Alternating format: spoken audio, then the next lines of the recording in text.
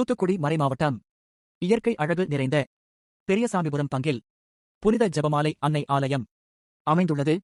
இந்த ஆலயத்தில் நிகழ்ந்த ஒரு அதிசய சம்பவம் இன்றளவும் மக்களின் நம்பிக்கையை வலுப்படுத்தி வருகிறது. ஒருநாள் புனித ஜெபமாலை அன்னைக்கு நேர்ச்சையாக அளிக்கப்பட்ட ஒரு ஆடு ஆலய வளாகத்தில் உள்ள பசுமையான புற்களை அமைதியாக மேய்ந்து கொண்டிருந்தது. அந்த நேரத்தில் பக்கத்து கிராமத்தைச் சேர்ந்த ஒருவர் அங்கே வந்து அந்த ஆட்டினை விரட்ட முயன்றார்.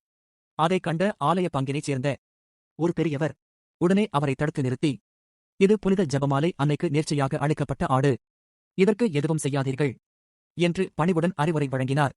ஆனால் அந்த நபர் சற்றும் தாமதிக்காமல் எள்ளி நகையாடும் குரலில், ஜெபமாலை அன்னையின் ஆடா? அப்படியானால் அதற்கு 3 கொம்புகள் இருக்குமா என்று கூச்சலிட்டார். அவர் அந்த வார்த்தைகளைச் சொன்ன அடுத்த கணமே கண்ணிமைக்கும் நேரத்தில் அந்த ஆட்டின் தலையில் 3வது கொம்பு ஒன்று தோன்றியது. என்னே ஆச்சரியம், என்னே அதிசயம்! அங்கிருந்த அனைவரும் திகைத்து நின்றனர்.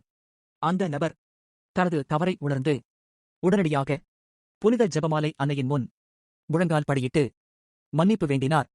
அதன் பின்னர் அன்னையின் 3 கொம்பு ஆட்டினைக் கண்ட அனைவரும் இந்த தெய்வீக அதிசயத்தால் அன்னையின் மீது மேலும் ஆழமான நம்பிக்கையில் வேரூன்றினார்கள். புனித ஜெபமாலை அன்னையின் அருள் என்றும் துணை நிற்பதாக.